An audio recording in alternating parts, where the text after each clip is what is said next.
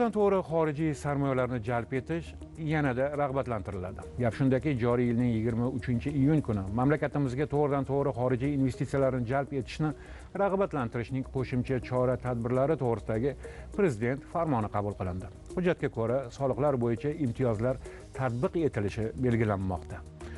Endilikda farmonga muvofiq to'g'ridan-to'g'ri xususiy xorijiy investitsiyalar uchun beriladigan imtiyozlar joriy etiladigan iqtisodiyot tarmoqlari ro'yxatiga qishloq xo'jaligi mahsulotlarini yetishtirish yo'nalishi ham kiritiladi.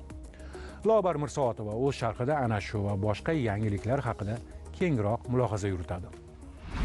Jahon bozorida raqobat kuchaygan bir paytda bizga kerakli investitsiyani jalb qilish uchun faqat targ'ibot yetarli emas. Ishonch, kafolat va natija kerak. Investor faqat pul olib kelmasligi, balki bilim, texnologiya, menejment madaniyatini ham olib kirishi bizning asosiy yutug'imiz ham bo'ladi. Bilamiz, har bir jalb etilgan investitsiya bu ertaga quriladigan zavod, yaratiladigan yangi ish o'rni, ijtimoiy sohalarga qaratilgan mablag' demakdir. Joriy yilning 23-iyul kuni qabul qilingan Prezident farmoni ham biznes muhitini yaxshilash, investorlarga sharoitlar yaratish va ularni rag'batlantirishga qaratilgani bilan ahamiyatlidir. Tadqiqotlarda odatda xorijiy investorlar davlatlarga kirib kelayotganda investitsion muhitga e'tibor qaratishadi. Hamda soliq tomonidan ajratiladigan imtiyozlar ham doimiy ravishda, demak, investorlar uchun qiziqarli bo'lib kelgan. Ushbu farmon bilan xorijiy investorlar O'zbekistonda 22 xil turdagi ham xizmat sohasidagi va sanoat sohasidagi yo'nalishlarga o'z investitsiyalarini olib kirishlari mumkin bo'ladi. Investorlar uchun yaratilgan soliq imtiyozlarini o'ziga xos xususiyatlari shundan iboratki,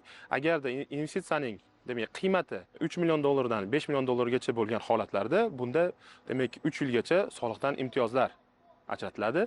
Agarda jalb qilinayotgan to'g'ridan-to'g'ri xorijiy investitsiyaning qiymati 5 million dollardan 10 million dollargacha bo'lgan holatlarda 5 yilgacha soliqdan imtiyozlar berish nazarda tutilgan. Va uchinchi o'ziga xos xususiyati, agarda jalb qilinayotgan investitsiyaning qiymati 10 million dollardan yuqori bo'lgan holatlarda esa xuddi shu soliqdan imtiyozlar 7 yilgacha demak berilishi nazarda tutilgan. Imtiyoz bu shunchaki soliqdan ozod qilish emas, bu sarmoyaga ishonch uyg'otish, innovatsiyani qo'llab-quvvatlash demakdir. Endilikda farmon bilan to'g'ridan-to'g'ri xususiy xorijiy investitsiyalar uchun beriladigan imtiyozlar joriy etiladigan iqtisodiyot tarmoqlari ro'yxatiga qishloq xo'jaligi mahsulotlarini yetishtirish yo'nalishi ham kiritiladi. Bu fermerlarning dunyo bozoriga chiqishiga yo'l ochadi. Fermer xo'jaliklari mahsulotlarini qayta ishlash, tayyorlash, qadoqlash, eksportbop va raqobatbardosh mahsulotlarni xorijga chiqarish uchun albatta bizni fermerlarimizni o'zimiz ham tayyor bo'lishimiz kerak.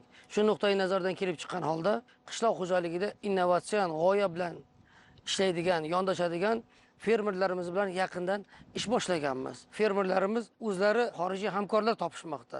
Eng chekka Toshkent viloyatining Bekobod, Buqa, Oqqo'rg'on yoki Qo'ychirchiq tumanlari deymizmi, yoki Bo'stonliq tumanlari deymizmi, mana shu tumanlarimizda albatta yetishtirilgan mahsulotlarni endi quruq xomashyo sifatida emas, ularga intilish borki, tayyor mahsulot sifatida eksportbop holatda sotish uchun investorlar kerak edi. Fermerlarimiz bundan juda mamnun bo'lishdi shu farmondan.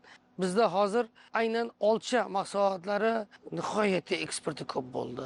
Umuman olganda endilikda ushbu farmon orqali xorijiy sarmoyadorlar zamonaviy issiqxonalar, yuqori hosildorlikka ega ekin turlari, tomchilatib sug'orish tizimlari va qayta ishlash texnologiyalarini joriy etish uchun ishonch bilan qadam qo'yadilar.